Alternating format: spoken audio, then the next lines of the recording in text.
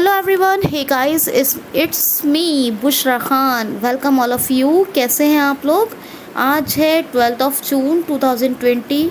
Please क्यूसीएल को ज़रूर subscribe करें। आप लोगों से हेल्प सपोर्ट के लिए मेरी बहुत रिक्वेस्ट है, और वीडियो को कंप्लीट सुने, ध्यान से सुने एकदम। और वीडियो को ध्यान से सुनने के साथ साथ लाइक और शेयर भी ज़रूर करें। जब वीडियो कंप्लीट सुने तो सुनते सुनते लाइक करना है आपने, और सुनने के बाद आपको शेयर करना है। और क्यूसीएल को सब्सक्राइब करते हुए बेल आइकन को हिट कर लें ताकि नोटिफिकेशन आपको टू द टाइम मिल जाए। और आप लोगों से हाथ जोड़कर रिक्वेस्ट ये है कि ज़्यादा से ज़्यादा लोग वीडियो को कंप्लीट सुनिए, जिससे कि आपको बहुत बहुत बेनिफिट हो।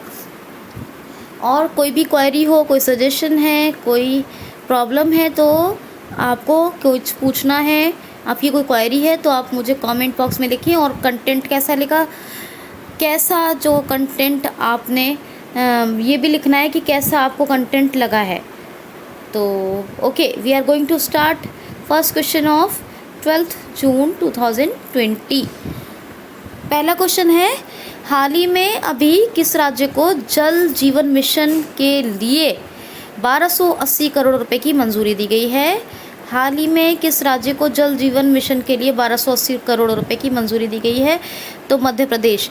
आपको बताया था 2024 तक हर राज्य को अपने गांव-गांव के हर घर तक pure and safe drinking water यानी शुद्ध पेयजल का कनेक्शन उपलब्ध करवाना है, और इसीलिए अलग अलग राज्यों को अलग अलग फंड जारी किया जा रहा है। इसी उद्देश्य के लिए जल जीवन मिशन के तहत पेयजल यानी pure and safe drinking water connection के लिए लोगों को ये ड्रिंकिंग वाटर कनेक्शन प्रोवाइड हो सके, इसी टारगेट को पूरा करने के लिए अभी 1280 करोड़ रुपए की मंजूरी केंद्र सरकार ने दी है। किसको? मध्य प्रदेश को। मध्य प्रदेश को मिल जाएंगे 1280 करोड़ रुपए, जिससे मिलेगा जनता को पेयजल, शुद्ध पेयजल कनेक्शन। ओके, मध्य प्रदेश की बात है जी। मध्य प्रदेश की पुलिस ने एक अभियान चलाया था, एफआईआर आपके द्वार। एमपी पुलिस ने जो काम किया उनके लिए, उनको जो अपनी ड्यूटी को अच्छे से निभाया, कर्मवीर पुरस्कार दिए जाएंगे। मध्य प्रदेश पुलिस की बात हो गई। मध्य प्रदेश महिलाओं के लिए जीवन शक्ति योजना में क्या था? मास्क 11 रुपये पर मास्क से वो गवर्नमेंट को बेच सकती हैं बना के। जीवन शक्ति योजना हो गई। और महिलाओं की बात हुई है तो महिलाओं के लिए दीदी वाहन, जो अभी कौन सा डिस्ट्रिक्ट है एमपी का, आपको बहुत बार बताया मैंने, महुआ में जो अभी शुरू की गई है दीदी वाहन योजना, जो डिलीवरी के टाइम पे वाहन उपलब्ध कराया जाएगा, ये महिलाओं के लिए है। जीवन अमृत योजना पे यानी कि शक्ति इम्यूनिटी पावर को स्ट्रॉन्ग बनाने के लिए, मजबूत बनाने के लिए, शारीरिक प्रतिरोधक क्षमता को मजबूत बनाने के लिए क्या त्रिकूट चूर्ण का डिस्ट्रीब्यूशन यानी वितरण किया जाएगा 50-50 ग्राम के पैकेट्स में, 50 ग्राम पैकेट्स आयुष मंत्रालय की तरफ से। जीवन अमृत योजना है ये।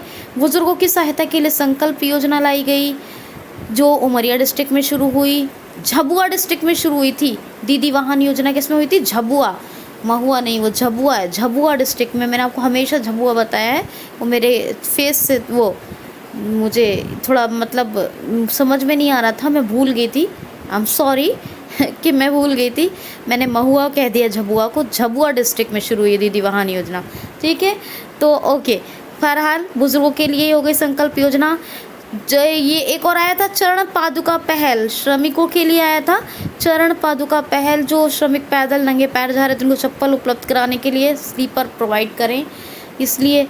और एक भाई आया था श्रम सिद्धि योजना, रोज़गार के लिए, एक सबको रोज़गार मिलेगा योजना आई थी। और जो कुशल श्रमिक हैं उनके लिए आया था रोज़गार सेतु। ये 3 एम्प्लॉयमेंट के थे कदम, स्टेप जो लिए थे, ठीक है ना। ये सारे स्टेप्स किसके थे? एम्प्लॉयमेंट के थे। मध्य प्रदेश की जो शिशु मृत्यु दर में सबसे ख़राब स्थान है मध्य प्रदेश का, 1000 में 48 बच्चे मर जाते हैं।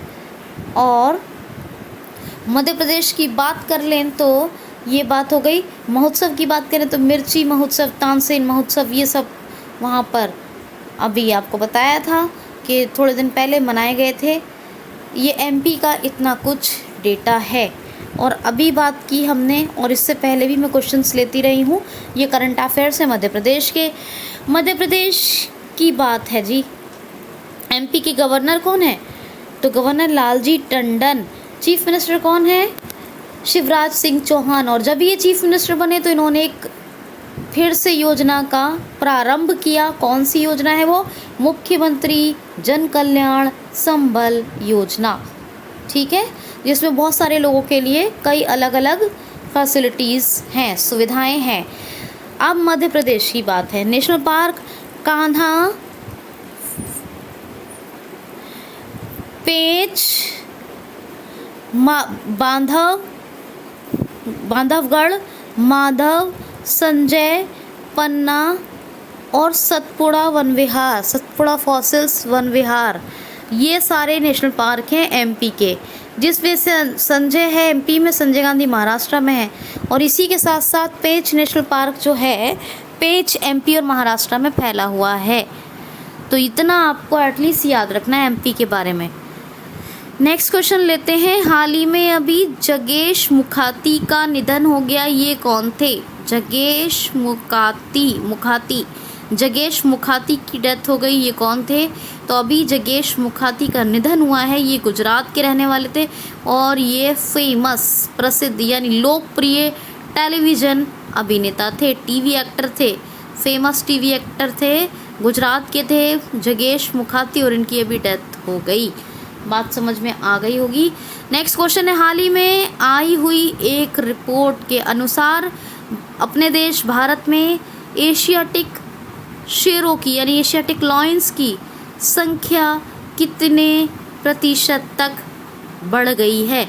या भारत में एशियन शेरों की संख्या में कितने प्रतिशत की वृद्धि हुई है?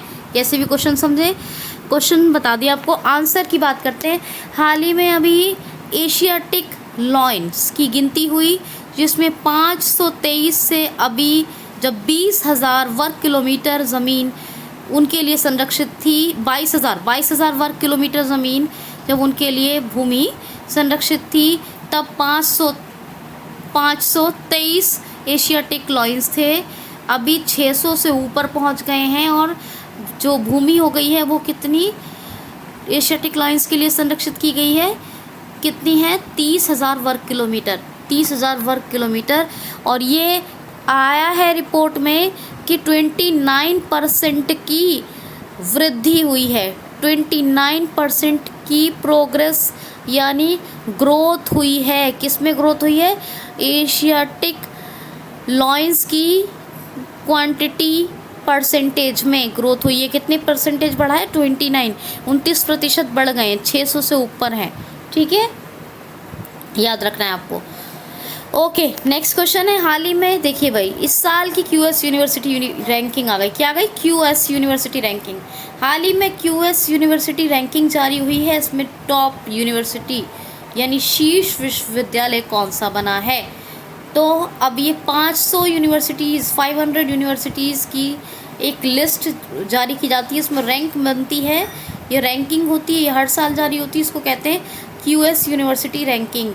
लास्ट ईयर भी आपको बताया गया था क्यूएस यूनिवर्सिटी रैंकिंग। ये अभी जारी हुई है। नंबर 1 पर है, कौन है? नंबर 1 पर है, याद रखिएगा, MIT इंस्टीट्यूट। कौन सा? MIT, Massachusetts institute of technology in America, MIT in America number 1 top पर है। नंबर 2 पर कौन सा है? Stanford university in America, second top पर है यूनिवर्सिटी है। थर्ड कौन सा है? स्टैनफोर्ड यूनिवर्सिटी इन USA, अमेरिका। तो तीनों अमेरिका में है। क्या? एक नंबर 1 पे कौन सी है? MIT Massachusetts institute of technology America की है, नंबर 1 पे है ये। नंबर 2 पर कौन है? सेकंड टॉपर कौन है? तो स्टैनफोर्ड यूनिवर्सिटी। थर्ड पे कौन है? हार्वर्ड। सेकंड पर थर्ड पे हार्वर्ड है, सेकंड पर स्टैनफोर्ड है। यानी MIT टॉप और नंबर 1 दोनों का ही है। सेकंड पर या नंबर 2 पर कौन है? स्टैनफोर्ड। और थर्ड नंबर 3 पर कौन है, यानी थर्ड टॉपर यूनिवर्सिटी कौन सी रही है, हार्वर्ड यूनिवर्सिटी। और तीनों की तीनों कहाँ हैं, अमेरिका में। अब देखने वाली बात यह है कि इसमें अपने देश भारत की यूनिवर्सिटीज़ कितनी इंक्लूड की गई हैं, तो इसमें अपने भारत के कुल 8 विश्वविद्यालय शामिल किए गए हैं, जिसमें 8 विश्वविद्यालय जो शामिल हुए हैं तो उनमें नंबर यानी 172 पर है IIT बॉम्बे। 8 यूनिवर्सिटीज़ को इंक्लूड किया गया है, 8 विश्वविद्यालयों को सम्मिलित किया गया है QS यूनिवर्सिटी रैंकिंग में, जिसमें भारत की 8 यूनिवर्सिटी में 172वें नंबर पे आई है, 172 पे कौन, IIT बॉम्बे। ये QS यूनिवर्सिटी रैंकिंग है। अब देखना ये है, मुझे कमेंट बॉक्स में लिख के बताएंगे आप लोग QS की फुल फॉर्म क्या है। अगर आप ना बता पाए तो आई प्रॉमिस यू ऑल कि I will tell you definitely, और अगर आप बता पाए तो मुझे बहुत खुशी होगी। गूगल पे सर्च कीजिए QS की फुल फॉर्म। इससे क्या है कि आपकी डिस्कवरी या रिसर्च करने की आदत में काफ़ी कुछ इम्प्रूवमेंट होगा। QS की फुल फॉर्म अगर आप ना ढूंढ पाए तो मुझे प्लीज़ ज़रूर लिखिएगा, मैं आपको बता दूंगी, ठीक है। चलिए नेक्स्ट क्वेश्चन चलते हैं। हाल ही में अभी उड़ीसा हाई कोर्ट की नई न्यायाधीश बनाई गई हैं, जज बनी है ये। हाल ही में उड़ीसा हाई कोर्ट की नई जज कौन बनाई गई हैं, या उड़ीसा हाई कोर्ट की नई जज कौन नियुक्त की गई हैं, कौन न्यायाधीश बनी है, या कौन एज ए जज अपॉइंट हुई हैं उड़ीसा हाई कोर्ट की, तो सावित्री राठो ये है कौन, जज कौन बनी है, न्यायाधीश इन उड़ीसा हाई कोर्ट। और यहाँ पे चीफ जस्टिस कौन बने थे, मोहम्मद रफ़ीक, हाँ मोहम्मद रफ़ीक, ठीक है। तो ये बहरहाल अभी न्यायाधीश बनी है सावित्री राठो, ये आपको याद रखना है। अब ये बात आई है उड़ीसा की, जी उड़ीसा की बात करेंगे। उड़ीसा की बात आई है, ओडिशा में वंदे उत्कल जननी गान को राज्यगान का दर्जा दिया गया है, अभी आपको पता है। इससे पहले मो प्रतिभा ऑनलाइन संस्कृत कंपटीशन के लिए आया था, मो जीवन हैंड वॉश के लिए आया था, ये मो जीवन मो प्रतिभा पहल आई थी। पेटा ने people for ethical treatment of animal, PETA ने अवार्ड दिया था, कौन सा अवार्ड दिया था, हीरो 2 अवार्ड, किसको, Naveen Patnaik chief minister of Odisha को, ठीक है, याद रखना है आपको। और ओडिशा की बात हुई है, ये चारों चीज़ें याद रखेंगे आप लोग। ओडिशा की बात हुई है तो ओडिशा में है व्हीलर द्वीप, जिसका नाम बदल के अभी क्या हो गया है, APJ अब्दुल कलाम द्वीप, जहाँ पर अग्नि 5 और पृथ्वी 2 का सफलतापूर्वक परीक्षण यानी सक्सेसफुल टेस्टिंग हुई थी, याद रखना है आपको। उड़ीसा में क्या है, चिल्का झील, चिल्का लेक, जो India's largest salted water lake है, भारत की सबसे बड़ी खारे पानी की झील है। उड़ीसा में ही है सतकोशिया टाइगर रिजर्व, सिमलीपाल, भितरकनिका और कहरमठ वाइल्ड लाइफ सेंचुरी, ये सब उड़ीसा में है। अच्छा, हीरो 2 अवार्ड क्यों दिया गया था इनको, क्योंकि इन्होंने जानवरों के लिए, एनिमल्स के लिए सेपरेट फंड लॉन्च किया था लॉकडाउन पीरियड में, ठीक है, याद रखना आपको, जो पेटा ने दिया था। नवीन पटनायक तो हो गए चीफ मिनिस्टर, गवर्नर हो गए गणेशी लाल और कैपिटल हो गई भुवनेश्वर। आगे चलते हैं। हाल ही में किस राज्य सरकार ने 65 वर्ष पुराने गौ रक्षा अधिनियम में संशोधन किया है। हाल ही में किस राज्य सरकार ने गौ रक्षा अधिनियम में संशोधन किया है। ये 65 ईयर्स ओल्ड है, काउ सेफ्टी एक्ट है, इसी में अभी अमेंडमेंट हुआ है। क्या हुआ, अमेंडमेंट, संशोधन हुआ है। तो किया है उत्तर प्रदेश स्टेट गवर्नमेंट ने, डेफिनेटली यूपी स्टेट गवर्नमेंट ने किया है। क्या, 65 वर्ष पुराने गौ रक्षा अधिनियम में संशोधन। अब ये क्या कहता है, तो कहता है कि अगर कोई व्यक्ति किसी भी प्रकार से गौ हत्या में सम्मिलित पाया जाता है, या मतलब गौ हत्या में किसी भी तरह से कोई व्यक्ति दोषी पाया जाता है, तो उसको 10 वर्ष की जेल होगी और 5 लाख रुपए का जुर्माना होगा। क्या, 5 लाख का जुर्माना, 10 वर्ष की जेल यानी सज़ा होगी उस व्यक्ति को अगर वो किसी भी प्रकार से गौ हत्या का दोषी पाया जाता है तो। ये अभी संशोधन किया है यूपी गवर्नमेंट ने 65 years old cow safety act में, ठीक है। अब ये यूपी की बात आ गई, यूपी की बात आई है तो यूपी की बात करनी ही पड़ेगी। क्या है यूपी की बात करते हैं। यूपी की जियो कम्युनिटी किचन आए थे, यूपी में शुरू हुए थे गूगल से टाई अप के बाद। जियो कम्युनिटी किचन, यूपी में 2 ऐप आए थे। प्रवासी राहत मित्र आया था जी, प्रवासी राहत मित्र, ये प्रवासी श्रमिकों के लिए एक ऐप लॉन्च किया गया था। एक आया था आयुष कवच, एक आया था जी कौन सा, कोरोना कवच। वो कोरोना कवच किसका था, केंद्र सरकार का। ये आयुष कवच है इम्यूनिटी पावर स्ट्रॉन्ग करने के लिए, ठीक है। जैसे एमपी में जीवन अमृत चला था ऐसे ही यूपी में कौन सा, आयुष कवच। ये 2 ऐप यूपी में आरोग्य सेतु को हॉटस्पॉट एरियाज़ में डाउनलोड या इंस्टॉल करना बिल्कुल कंपलसरी करार दिया किसने, यूपी गवर्नमेंट ने। यूपी में ही जन सुनवाई पोर्टल अपने श्रमिक लोग जाने के लिए रजिस्ट्रेशन करवा सकते हैं। जन सुनवाई पोर्टल लॉन्च किया गया। यूपी में ही वर्चुअल अदालतों के ज़रिए यानी वर्चुअल कोर्ट्स, ऑनलाइन कोर्ट्स के थ्रू केसेस यानी मुकदमों की सुनवाई करने के लिए कदम उठाया गया और इस मामले में वर्चुअल अदालतों के माध्यम से सुनवाई करने वाला पहला राज्य बन गया। कौन, उत्तर प्रदेश, यूपी, ठीक है। तो ये बात हुई। अच्छा, यूपी में की बात और करते हैं थोड़ी सी। यूपी का राजकीय पुष्प पलाश, राजकीय वृक्ष अशोक, राजकीय पशु बारहसिंगा, राजकीय पक्षी सारस। राज्यपाल आनंदीबेन पटेल यानी गवर्नर और चीफ मिनिस्टर योगी आदित्यनाथ, ये तो सब जानते हैं। कैपिटल क्या है, लखनऊ। जो पूछा जाए ये सब जानते हैं लखनऊ है, लेकिन किस नदी के तट पर, तो बैंक ऑफ गोमती रिवर, इतना याद रखेंगे आप लोग, ठीक है जी। नेक्स्ट क्वेश्चन चलते हैं।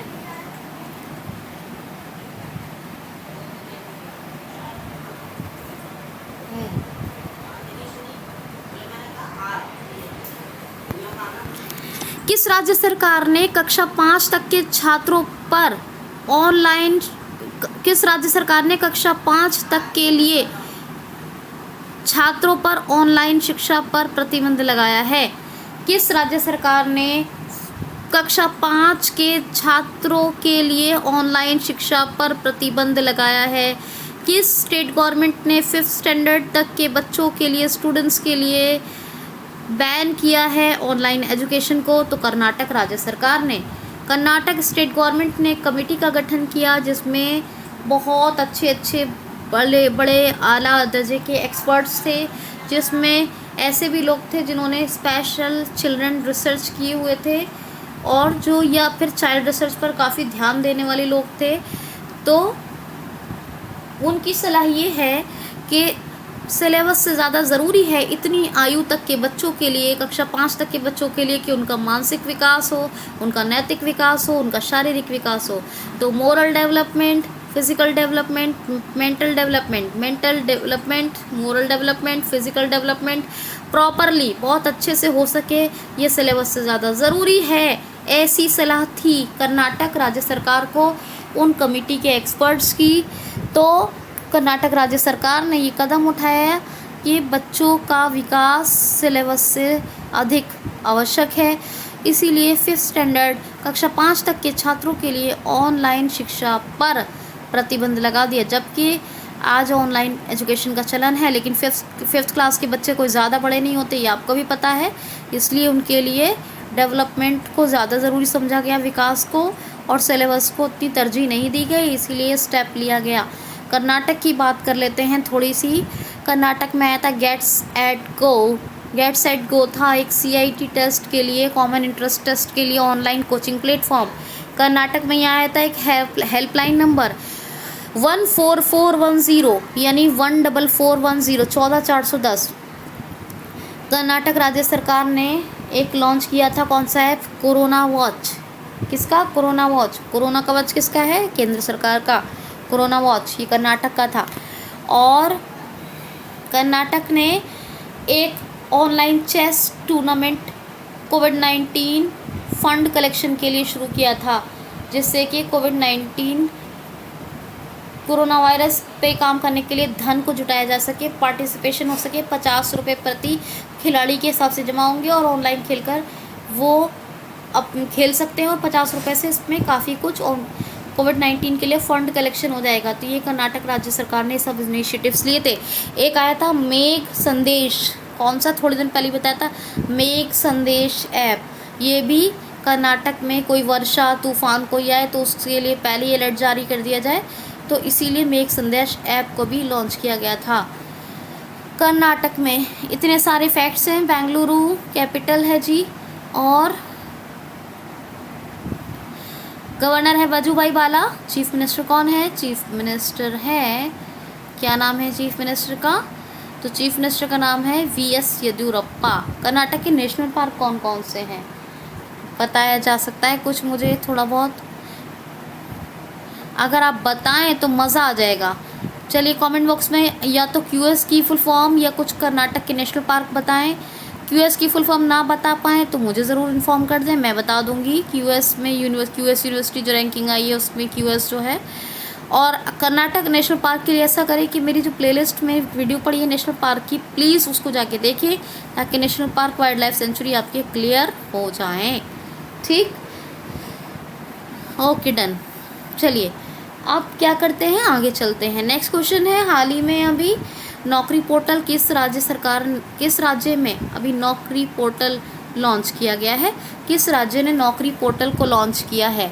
तो पश्चिम बंगाल, वेस्ट बंगाल ने अभी लॉन्च कर दिया है नौकरी पोर्टल।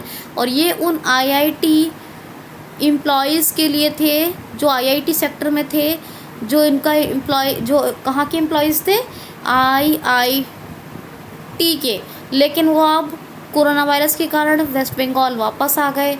अब उन्हें रोज़गार की तलाश है, अब वो रोज़गार तलाश करना चाहते हैं। तो ऐसे लोगों को नौकरी आसानी से मिल पाए जो आईआईटी सेक्टर में थे और जो अब रोज़गार के लिए यानी जॉब के लिए परेशान है, उनका जॉब अफेक्टेड हुआ था कोविड-19 के कारण। तो ऐसे लोगों को जॉब प्रोवाइड करवाने, एम्प्लॉयमेंट प्रोवाइड करवाने के लिए नौकरी पोर्टल लाया गया है वेस्ट बंगाल गवर्नमेंट की तरफ से। वेस्ट बंगाल का एक फेमस ऐप है, कौन सा? सधाने का बहुत पहले मैंने आपको मतलब बताया था, जिसका मतलब होता है बेसिकली क्या, सर्च। किसको सर्च करना, किसको करेंगे सर्च? कोविड-19 के पेशेंट्स, जो कोरोना वायरस के पेशेंट्स थे। और एक आया था एग्जिट ऐप, कौन सा? एग्जिट ऐप, ये प्रवासी श्रमिकों के लिए आया था। और एक पहल शुरू हुई थी वहाँ पर, कौन सी? एक योजना, पहल क्या योजना है? मातृ समष्टि योजना। कौन सी? मातृ समष्टि योजना। मातृ समष्टि योजना। मातृ समष्टि योजना क्या है? ये है जिसमें मछली पालन करके, बागवानी करके, कुछ चीज़ों को उगाकर बंजर भूमि पर कोविड-19 के लिए फ़ंड कलेक्शन करेगी, कोरोना वायरस के लिए पैसा जुटाएगी वेस्ट बंगाल गवर्नमेंट। तो इतने सारे स्टेप्स हैं वेस्ट बंगाल, और की इतनी सारी योजना है, ऐप है। ये सारे करंट अफेयर्स हैं। वेस्ट बंगाल की कैपिटल कोलकाता है, हुगली नदी के तट पर है। वेस्ट बंगाल के गवर्नर है जगदीप धनखड़ और चीफ मिनिस्टर है ममता बनर्जी। जलदपारा, गुरुमारा, महानंदा, ये 3 वाइल्ड लाइफ सेंचुरी हैं। महानंदा, जलदपारा तो याद ही रखिए। और Buxa national park, Sundarban national park, ये 2 नेशनल पार्क हैं, ये भी आप याद रखेंगे। सुंदरवन कैसे? गंगा ब्रह्मपुत्र का जो डेल्टा बनता है वेस्ट बंगाल में, वहीं पे सुंदरवन नेशनल पार्क है। और ये रॉयल बंगाल टाइगर्स के लिए बड़े फेमस हैं। अच्छा, मैंग्रोव्स के लिए बड़ा फेमस है। ओके, चलिए और वेस्ट बंगाल की बात कर लेते हैं थोड़ी सी और। हाँ, ये तीनों वाइल्ड लाइफ सेंचुरी हो गई, महानंदा, जलदपारा और वो बुक्सा और सुंदरवन। ये अच्छा, हाँ, ये बात करेंगे इंपॉर्टेंट कि हुगली नदी के तट पर है कोलकाता। पूछा जाए तो बैंक ऑफ हुगली रिवर बसा हुआ है कोलकाता। अच्छा, एक बात और, आपको जो अभी वो बताया था एशियाटिक लॉयंस की रिपोर्ट बताई है, जिसमें 29% की 29% की जो वृद्धि हुई है उसमें याद रखिएगा एक नेशनल पार्क मैंने बड़ा फेमस बताया आपको एशियाटिक लायन के लिए। कहाँ है वो? गुजरात में। कौन सा? गिरी नेशनल पार्क। गिरी नेशनल पार्क। चलिए आगे चलते हैं। क्वेश्चन सुनिए, हाल ही में 1000 रिचार्ज बोर निर्माण की घोषणा किस राज्य सरकार ने की है? हाल ही में किस राज्य सरकार ने 1000 रिचार्ज बोर निर्माण करने की घोषणा की है? तो रिचार्ज बोर, इस तो ये आप समझ ही गए होंगे बोर से। तो वाटर रिचार्ज बोर किस राज्य सरकार ने 1000 वाटर रिचार्ज बोर कंस्ट्रक्शन करने की घोषणा की है? तो ये अनाउंसमेंट है किसका? हरियाणा स्टेट गवर्नमेंट का। अब ये रिचार्ज बोर, ये समझ में नहीं आया होगा ये रिचार्ज कैसे हो जाते हैं। तो इसमें क्या होता है, एक बोरिंग सिस्टम होता है। आपको मालूम है वाटर कंजर्वेशन के लिए बहुत बड़े बड़े अभियान चल रहे हैं, क्योंकि water level day by day decrease हो रहा है, घट रहा है, और जल स्तर नीचे से नीचे जाता जा रहा है। यानी ग्राउंड लेवल वाटर जो है, जो ज़मीन जो ग्राउंड वाटर है, जो ज़मीन स्तरीय जो जल है, वो नीचे क्यों जा रहा है? क्योंकि एक तो ये भी बात है कि ज़्यादा डेवलपमेंट हुआ है, कंस्ट्रक्शन हुए हैं, रोड कंस्ट्रक्शन हुए हैं, पक्के फर्श बने हैं, तो अब वो जो बरसात का पानी है वो एकदम से नहीं नीचे जा पाता है। बरसात होती है तो थोड़ा सा ज़मीनी मतलब भूमि स्तर का जो जल है वो ऊपर आता है, फिर नीचे चले जाता है। अब क्या होता है कि, और दूसरी बात ये भी है कि अब नदियाँ और तालाब भी उतना भर के नहीं चलते हैं, तो वाटर लेवल और नीचे जाता जा रहा है। तो जो जल स्तर है, भूमि जल स्तर, वो ज़्यादा, ग्राउंड लेवल वाटर वो ज़्यादा नीचे जाता जा रहा है। अब पहले एक और बात होती थी कि रिस के वाटर, कच्चे रोड होते थे तो जाता था और वो पीने के लिए भी इस्तेमाल हो जाता था, नीचे रिसता रहता था ज़मीनों में, कच्ची ज़मीनों में पानी, और आसानी से पानी पहुंच जाता था। अब कहाँ, अब आरसीसी के रोड हैं, सीमेंटेड रोड है यानी, तो कहाँ पे अब इतना आसानी से पानी जाता है। तो अब ऐसे में पानी की समस्या बढ़ रही है, तो जल समस्या बढ़ रही है, तो क्या करा जाए? तो 1000 रिचार्ज बोर यानी वाटर रिचार्ज बोर का कंस्ट्रक्शन करवाने का ऐलान किया है। किसने घोषणा की है? हरियाणा राज्य सरकार ने। हरियाणा राज्य सरकार ने कहा है कि ये रिचार्ज बोर कैसे बनते हैं। इसमें क्या होता है कि जो से समरसेबल लगते थे ना, लगते हैं आज भी समरसेबल, तो उनके लिए बोरिंग की जाती है, वैसी इनके लिए बोरिंग की जाएगी। किसके लिए? रिचार्ज बोर के लिए। लेकिन इसमें क्या होगा, एक नेट लगा दिया जाएगा, एक जाली लगाई जाएगी पाइप के ऊपर, जिससे कि जो भी रेनिंग वाटर होगा बरसात के सीज़न में, जो भी रेनिंग सीज़न का वाटर होगा वो जाएगा नीचे, और जब वो जाली के नीचे तो चला जाएगा, जब वो आएगा ऊपर पानी उसको, तो जाली के थ्रू वो छन कर आएगा, फिल्टर होके आएगा, जिससे कि लोग उसे ड्रिंक के लिए भी, यानी पीने, drinking water as a drinking water यानी पेयजल के लिए भी प्रयोग कर सकते हैं। तो इससे कुछ हद तक राहत हो सकती है, पूरा समाधान नहीं है ये, कुछ हद तक राहत हो सकती है। तो ऐसे ही 1000 recharge bore, water recharge bore, या सिर्फ रिचार्ज बोर कहिए, 1000 रिचार्ज बोरों के 1000 रिचार्ज बोर के निर्माण का आदेश दिया है, या 1000 रिचार्ज बोर के निर्माण की घोषणा की है। किसने? हरियाणा राज्य सरकार ने। इसमें ये एक बड़ी सुविधा है कि 90% हरियाणा स्टेट गवर्नमेंट देगी और 10% ओनली फार्मर देगा, यानी किसान।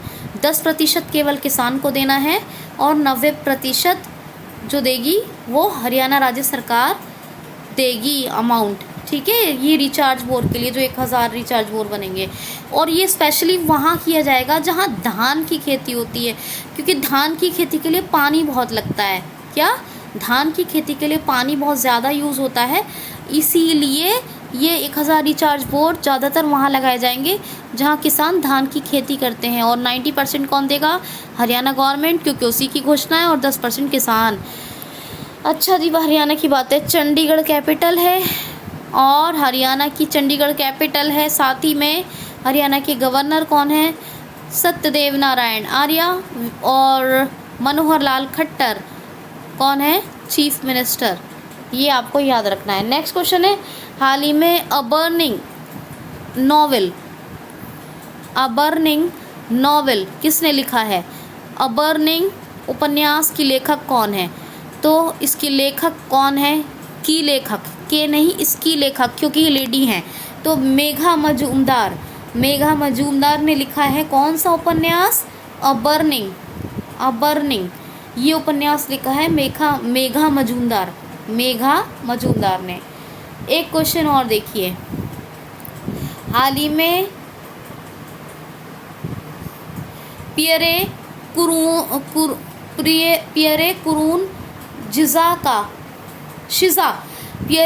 कुरून शिजा का निधन हो गया। ये किस देश के राष्ट्रपति थे?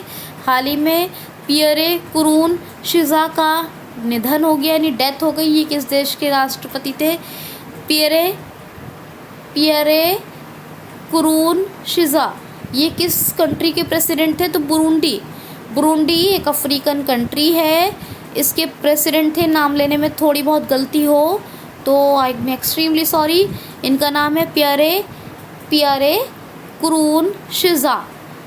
इनकी अभी डेथ हो गई। ये बुरुंडी अफ्रीकन कंट्री है, उसी के राष्ट्रपति थे।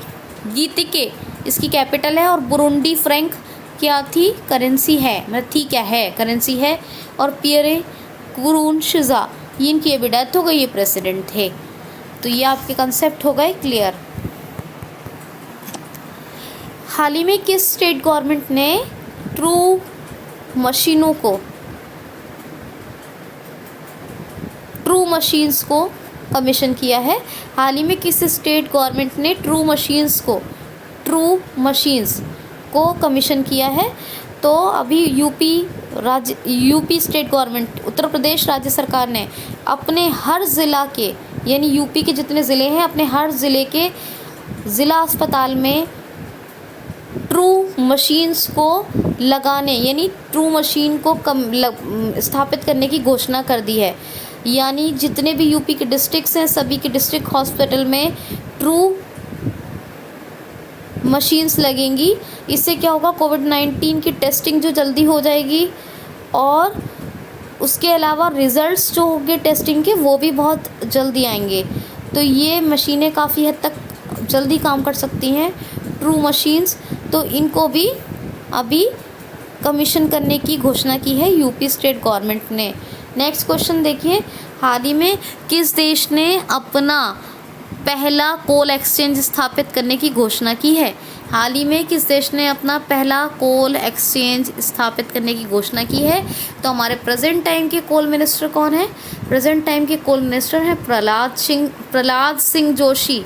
क्या नाम है? प्रहलाद सिंह जोशी, ये कोल मिनिस्टर हैं। अभी क्या होगा? केंद्र सरकार का टारगेट जो है इस साल का, वो 750 मिलियन टन से ज़्यादा कोल प्राप्त करने का है इस वर्ष का, और इसी को 750 मिलियन टन कोयला प्राप्त, मतलब कोयले का टारगेट है। 750 मिलियन टन कोयले का टारगेट है, जिसको 2024 तक 1 बिलियन टन तक पहुंचाना है।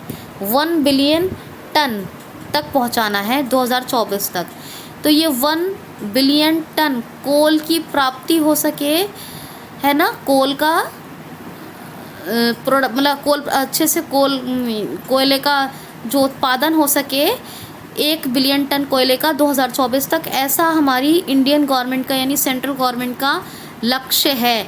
इसी के लिए पहला कोल एक्सचेंज अपने देश भारत ने स्थापित किया है।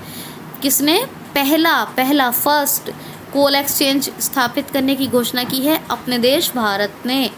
और ये भी बता दूं कि इसमें अब प्राइवेट कंपनीज़ की एंट्री हो जाएगी। इसमें अभी प्राइवेट कंट्रीज़ की एंट्री हो जाएगी, तभी तो ये टारगेट अचीव हो पाएगा 1 billion ton coal.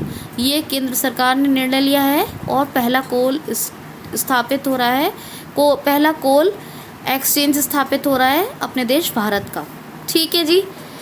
Next question है, हाल ही में महासागरों के सबसे गहरे बिंदु तक पहुंचने वाली पहली महिला कौन बनी है?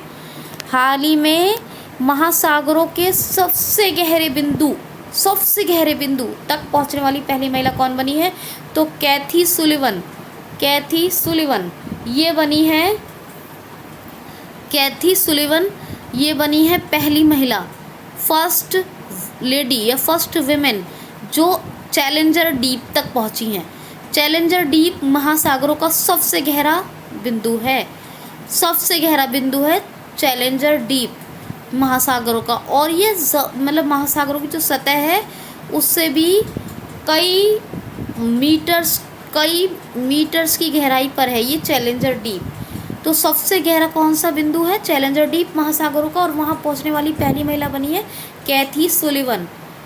ठीक है, और ये अंतरिक्ष में चलने वाली, स्पेस में मूव करने वाली, यानी अंतरिक्ष में चलने वाली पहली महिला, फर्स्ट विमेन बनी थी। कौन? फर्स्ट विमेन बनी थी जिन्होंने मूव किया था, जो चली थी अंतरिक्ष में। कौन? कैथी सुलिवन। तो ये महासागरों के सबसे गहरे बिंदु और अंतरिक्ष में चलने वाली, दोनों में ये पहली महिला बनी है कैथी सुलिवन। अब लास्ट क्वेश्चन है, हाल ही में S&P ग्लोबल रेटिंग की रिपोर्ट आई है जिसके अनुसार चालू वित्तीय वर्ष में भारत की GDP वृद्धि दर कितनी रहने की अनुमानित घोषणा की है। S&P ग्लोबल रेटिंग ने भारत की चालू वित्त वर्ष या फाइनेंशियल ईयर में, इस फाइनेंशियल ईयर में भारत की GDP ग्रोथ रेट कितने % रहने की अनुमानित घोषणा की है। तो क्या बताया मैंने? S&P की रिपोर्ट के अनुसार S&P ग्लोबल रेटिंग ने एक रिपोर्ट जारी की है जिसके अनुसार भारत की चालू वित्तीय वर्ष में GDP ग्रोथ रेट या GDP वृद्धि दर कितनी रहेगी। तो कितनी रहेगी नहीं, कितनी घटेगी। दोबारा क्वेश्चन सुनिए। हाल ही में चालू वित्त वर्ष में अपने देश भारत की GDP ग्रोथ रेट कितने घटकर रहने की या कितने घटने की अनुमानित घोषणा की है S&P ग्लोबल रेटिंग ने। तो अभी S&P ग्लोबल रेटिंग ने अनुमानित घोषणा की, एक रिपोर्ट आई है उसमें।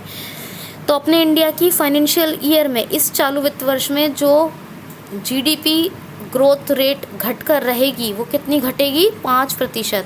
5% तक गिरेगी GDP ग्रोथ रेट, 5% गिरेगी, यानी 5% की गिरावट, 5% की गिरावट का अनुमान लगाया है S&P ग्लोबल रेटिंग ने। अपने इंडिया की GDP ग्रोथ रेट में 5% की गिरावट रहेगी इस चालू वित्तीय वर्ष, इस फाइनेंशियल ईयर में। दोस्तों काफ़ी कुछ मैंने बोला, बहुत इंपॉर्टेंट बताया। कैसा लगा आपको ये करंट अफेयर? प्लीज़ ज़रूर मुझे बताइएगा कमेंट्स में।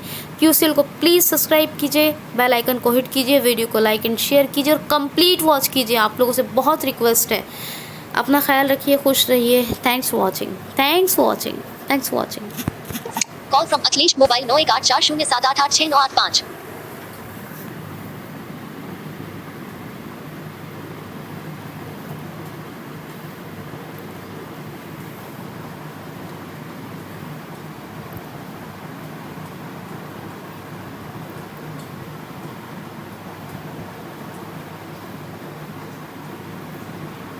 Akhilesh, swipe up with 2 fingers to answer. 8000. Start recording button.